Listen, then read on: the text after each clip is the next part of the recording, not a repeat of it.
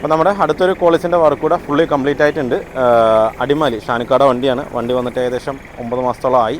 അപ്പോൾ നമ്മൾ വിട്ടുകൊണ്ടിരിക്കുന്ന വണ്ടിയൊക്കെ 9 മാസം 10 മാസം അങ്ങനെയുള്ള വണ്ടികളാണ്. നേരത്തെ വന്നതെന്ന് പറഞ്ഞു കഴിഞ്ഞാൽ നമുക്ക് ലേബേഴ്സിൻ്റെ കുറവ് കൊണ്ടാണ് നമ്മൾ ഇത്രയും താമസമൊക്കെ എടുത്ത്. ഇപ്പോൾ വരുന്ന വണ്ടികളൊക്കെ നമ്മൾ വേഗം ചെയ്ത് പോകുന്നുണ്ട്. പക്ഷേ ഏതും ഡെലിവറി ആയിട്ടില്ല. നമ്മൾ നേരത്തെ ഉള്ള വണ്ടികളാണ് ഇപ്പോൾ ഫുള്ള് റിലീസ് ചെയ്തുകൊണ്ടിരിക്കുന്നത്. ഏകദേശം ഒരു 10-32 വണ്ടികളുണ്ട്. അതിൽ ഏകദേശം ഒരു 20-25 വണ്ടികളും അപ്പോൾ നമ്മൾ റിലീസ് ചെയ്തു.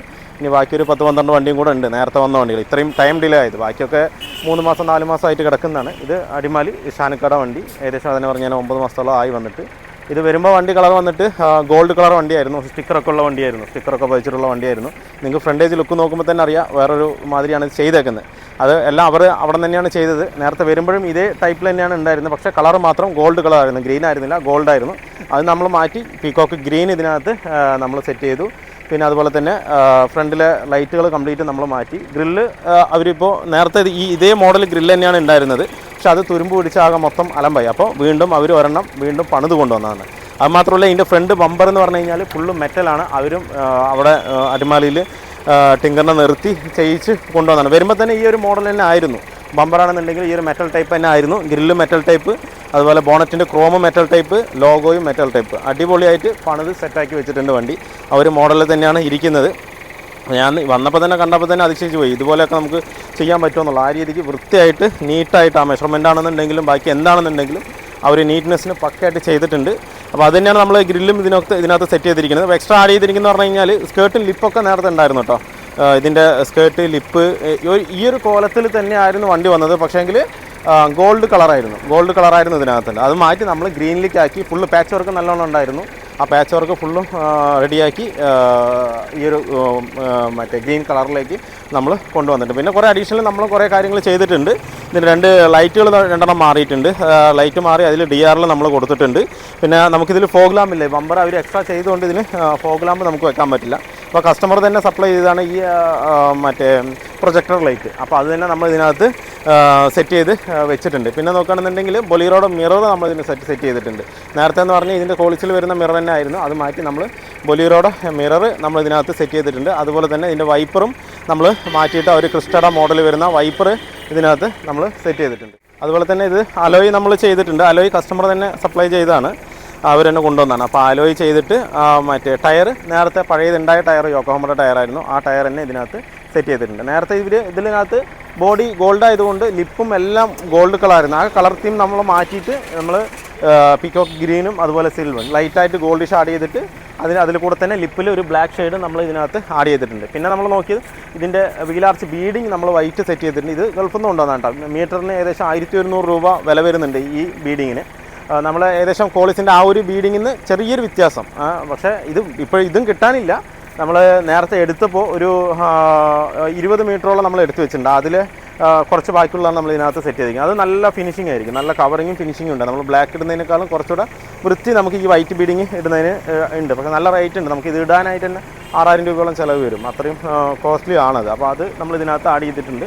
ലോഗോകൾ കംപ്ലീറ്റ് മാറ്റിയിട്ടുണ്ട്. ലൈറ്റ് നമ്മൾ ഒറിജിനൽ തന്നെയാണ് സെറ്റ് ചെയ്തേക്കുന്നത്. ഇതിൻ്റെ ഫ്രണ്ട് ഇൻഡിക്കേറ്റർ അതുപോലെ സൈഡ് ഇൻഡിക്കേറ്റർ എല്ലാം നമ്മൾ ഒറിജിനൽ തന്നെ ഇതിനകത്ത് നമ്മൾ സെറ്റ് ചെയ്തിരിക്കുന്നത്. അതുപോലെ ബൊലേറോ മിററിൽ നമ്മൾ അതിൽ വരുന്ന ക്രോമും ഇതിനകത്ത് സെറ്റ് ചെയ്തിട്ടുണ്ട്.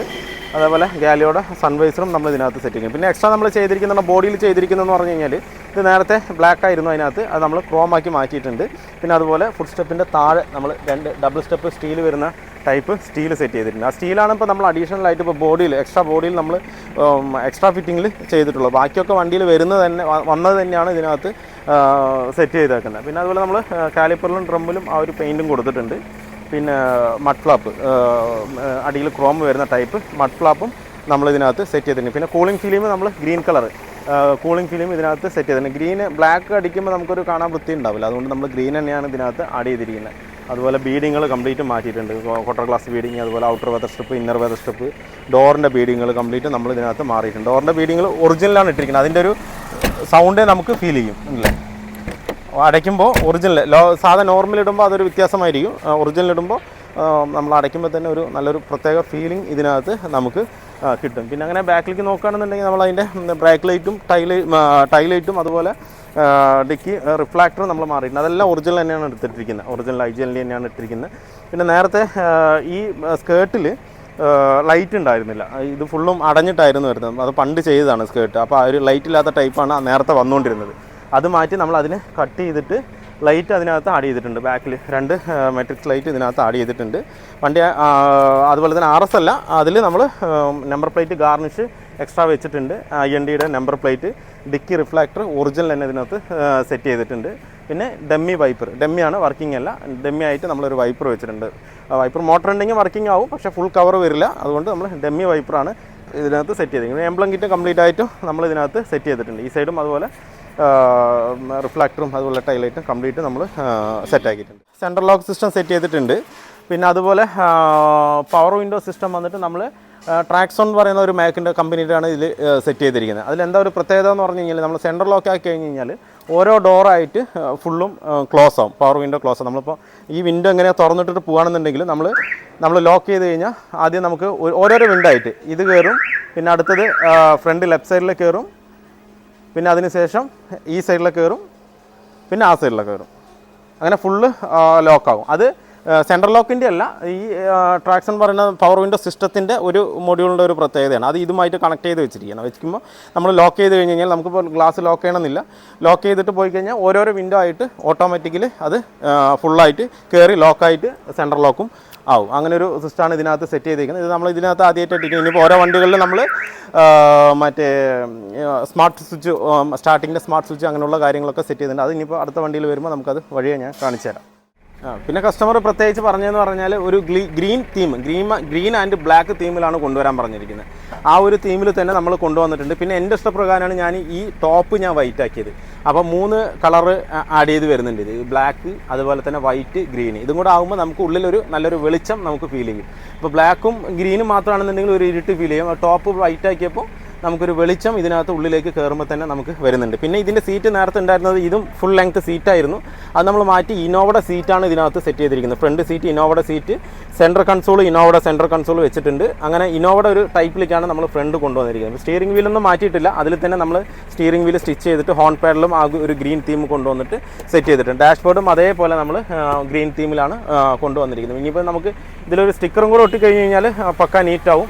ഈ സ്റ്റിക്കർ പഴയ സ്റ്റിക്കറാണ്. അത് എടുത്തു കഴിഞ്ഞിട്ട് നമ്മൾ പുതിയൊരു സ്റ്റിക്കർ ഇതിനകത്ത് ഒട്ടിക്കഴിഞ്ഞാൽ അത് പക്ക നീറ്റ്. അത് കസ്റ്റമർ അടുത്ത് പറഞ്ഞിട്ട് കസ്റ്റമർ തന്നെ ഒട്ടാതെന്ന് പറഞ്ഞിട്ടുണ്ട്. അത് അപ്പോൾ അതുകൊണ്ട് നമ്മൾ ഇതിനകത്തൊന്നും ചെയ്തിട്ടില്ല. ബാക്കിയെല്ലാം നമ്മൾ ഒരു ഗ്രീൻ ബ്ലാക്ക് അങ്ങനെ ഒരു തീമിൽ കൊണ്ടുവന്നിട്ടുണ്ട്. വണ്ടി FS ആയതുകൊണ്ട് ഇതിൽ മുന്നേ AC ഇല്ലായിരുന്നു ഇതിനകത്ത്. AC നമ്മൾ ഇതിനകത്ത് ചെയ്ത് അത് നമ്മൾ RSൻ്റെ ഒറിജിനൽ AC തന്നെ നമ്മൾക്ക് സെറ്റ് ചെയ്ത് RSൻ്റെ നീറ്റായിട്ടുള്ളൊരു AC ആണ് നമുക്ക് കിട്ടിയിട്ടുണ്ടായിരുന്നത്. സെക്കൻഡ് ഹാൻഡ് യൂസർ കിട്ടിയതാണ്. ആ AC തന്നെയാണ് നമ്മൾ ഇതിനകത്ത് സെറ്റ് ചെയ്ത് കൊടുത്തിരിക്കുന്നത്. ഗ്രില്ലാണെന്നുണ്ടെങ്കിൽ എല്ലാം നമുക്ക് നീറ്റായിട്ട് പൊട്ടാതെ നീറ്റായിട്ട് കിട്ടി. ആ സാധനം തന്നെ നമ്മൾ ഇതിനകത്ത് സെറ്റ് ചെയ്തിട്ടുണ്ട്.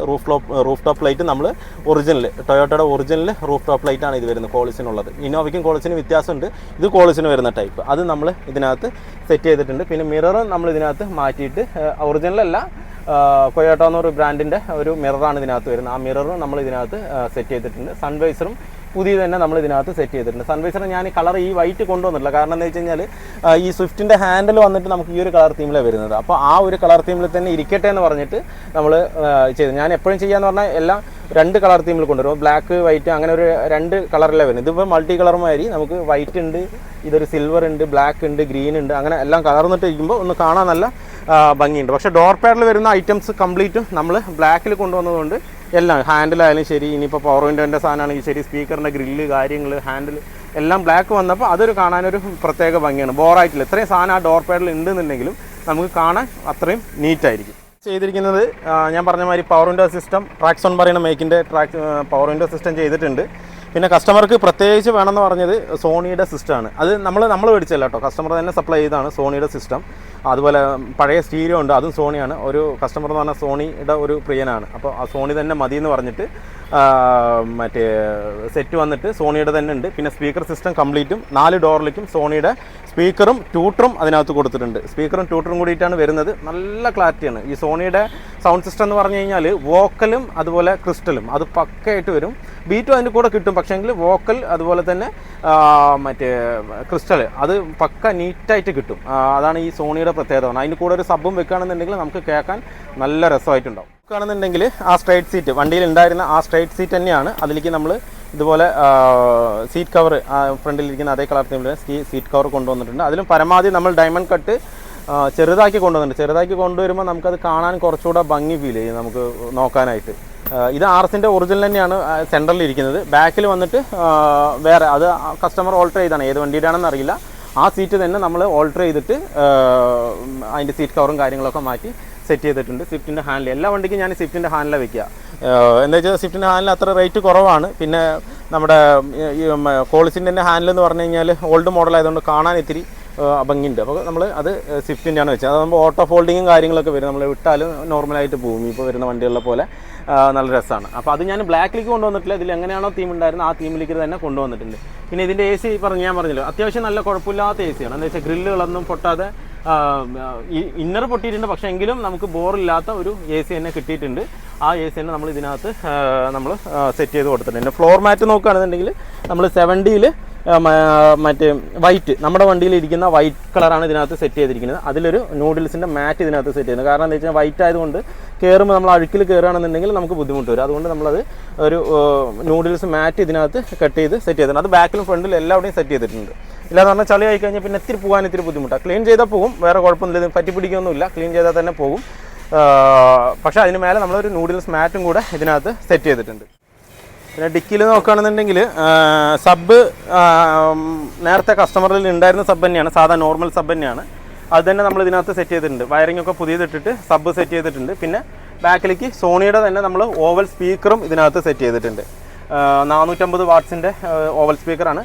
അത്യാവശ്യം ക്ലാരിറ്റി എന്ന് പറഞ്ഞു കഴിഞ്ഞാൽ പക്ക, സോണിയുടെ ക്ലാരിറ്റി എന്ന് പറഞ്ഞാൽ JBLനേക്കാളും JBL പക്കയാണ്. JBL കൂടുതൽ ഫോക്കസ് ചെയ്യുന്ന പറഞ്ഞാൽ ബാസും ബീറ്റും ഒക്കെ വരുന്നതാണ്. പക്ഷേ ഇതെന്ന് പറഞ്ഞാൽ വോക്കലും ക്രിസ്റ്റലും കറക്റ്റായിട്ട് കിട്ടും നമുക്ക്. ആ ട്യൂട്ടറിൻ്റെ എഫക്റ്റ് ഒക്കെ പക്കയായിരിക്കും. അതിൻ്റെ കൂടെ ഒരു സബ് വെച്ച് കഴിഞ്ഞാൽ സംഗതി അടിപൊളിയായിരിക്കും. ഉള്ളിൽ കേൾക്കാനായിട്ട് നല്ല ചില്ലിങ്സും അതുപോലെ തന്നെ ബാസും എല്ലാം കൂടെ കയറി വരുമ്പോൾ നല്ലൊരു ഫീലിംഗ് ആയിരിക്കും കേൾക്കാനായിട്ട്. അത് ഷാൻകാക്ക് അത് തന്നെ സോണി തന്നെ വേണമെന്ന് പറഞ്ഞാൽ അവർ തന്നെ കൊണ്ടുവന്നാണ്. അത് തന്നെ നമ്മൾ ഇതിനകത്ത് സെറ്റ് ചെയ്തിട്ടുണ്ട്. ഇനിയിപ്പോൾ നമുക്ക് ഷാനിക്കാൻ്റെ വണ്ടി കഴിഞ്ഞ് കഴിഞ്ഞാൽ അടുത്തതുള്ളതെന്ന് പറഞ്ഞു കഴിഞ്ഞാൽ നമ്മുടെ രാജേട്ടൻ്റെ വണ്ടിയാണ്. തിരുവനന്തപുരം വണ്ടിയാണ്. ഏറ്റവും ഫസ്റ്റ് വന്ന വണ്ടിയാണ്. ഫസ്റ്റ് എന്ന് പറഞ്ഞു കഴിഞ്ഞാൽ ഏകദേശം 1 വർഷത്തിൻ്റെ അടുത്തായി വണ്ടി വന്ന് നിൽക്കാൻ തുടങ്ങിയിട്ട്. അതും വർക്കെല്ലാം ഫിനിഷിംഗ് ആണ്. പക്ഷേങ്കിൽ അതിൽ ഇലക്ട്രിക്കലി ഒരുപാട് കംപ്ലയിൻ്റ് ഉണ്ടായിരുന്നു അതിനകത്ത്. നമ്മൾ ഒന്ന് ചെയ്താൽ ഒന്ന് കംപ്ലയിൻ്റ് ആവുക, ഒന്ന് ചെയ്താൽ ഒന്ന് കംപ്ലയിൻ്റ് ആവുക, അങ്ങനെയുള്ളൊരു ഭയങ്കരമായിട്ടൊരു പ്രശ്നം അതിനകത്ത് ഉണ്ടായിരുന്നു. പക്ഷേ നമ്മളെല്ലാം അഴിച്ച് ഇപ്പോൾ കംപ്ലീറ്റും റെക്ടിഫൈ ചെയ്തിട്ടുണ്ട്. അതിൻ്റെ വയറിങ്ങിൻ്റെ കാര്യമാണെങ്കിൽ എല്ലാം നമ്മളിത് ക്ലിയർ ചെയ്തിട്ടുണ്ട്. ഇനിയിപ്പോൾ എന്തായാലും ചൊവ്വാഴ്ച ബുധനാഴ്ച ഒരു 2-3 ദിവസത്തിൻ്റെ ഉള്ളിൽ നമുക്ക് അതും ഡെലിവറി ചെയ്യണം. അതിൽ മലവി വീല് കാര്യങ്ങളെല്ലാം കംപ്ലീറ്റ് വർക്ക് കഴിഞ്ഞതാണ്. അത് ഇനിയിപ്പോൾ നമുക്ക് ചെറിയൊരു ബോണറ്റിൽ ചെറിയൊരു കംപ്ലയിൻ്റ് ഉണ്ട്. അത് മാത്രം ഒന്ന് ചെയ്താൽ ഇനിയിപ്പോൾ നമുക്ക് 2-3 ദിവസത്തിനുള്ളിൽ അതും നമുക്ക് ഡെലിവറി ചെയ്യാം. നമുക്ക് ഇത് കഴിഞ്ഞ് കഴിഞ്ഞാൽ നമുക്ക് അടുത്ത ഡെലിവറി വരുന്നത് നമ്മുടെ ക്വാളിസിൽ അത് തന്നെയാണ്. പിന്നെ നമുക്ക് കൊറോള എറണമുണ്ട്, അതും നമുക്ക് ഈ അടുത്ത് തന്നെ നാളെ മറ്റന്നാളായിട്ട് ഇത് നമുക്ക് കൊടുക്കേണ്ട വണ്ടി തന്നെയാണ്. അപ്പോൾ ക്വാളിസിൽ നമുക്ക് അടുത്ത ഡെലിവറി ഇനിയിപ്പോൾ നമ്മുടെ രാജേട്ടൻ്റെ വണ്ടിയായിരിക്കും. അപ്പോൾ എന്തായാലും നമ്മുടെ വർക്ക് ഫുള്ളി കംപ്ലീറ്റ് ആയിട്ടുണ്ട്. ഷാനിക്കും വന്നിട്ടുണ്ട്, ഷാനിക്കയുടെ ബ്രദറും വന്നിട്ടുണ്ട് വണ്ടി ഡെലിവറി എടുക്കാനായിട്ട്. ഒരു താമസമായതിൻ്റെ ഒരു വിഷം മാത്രമേ ഉള്ളൂ നമുക്കും. എനിക്കാണെന്നുണ്ടെങ്കിൽ എന്താ വെച്ച് കഴിഞ്ഞാൽ നമ്മൾ 3-4 മാസം പറഞ്ഞെടുത്തിട്ട് നമുക്കൊരു 6 to 8 മാസത്തോളം ആയി വർക്ക് കംപ്ലീറ്റ് ആവാനായിട്ട്. ആ ഒരു വിഷം മാത്രമേ ഉള്ളൂ. എന്നാലും ഷാനൊക്കെ വന്നിട്ടുണ്ട്. എന്തായാലും നമുക്ക് വണ്ടി ഡെലിവറി ചെയ്യാം.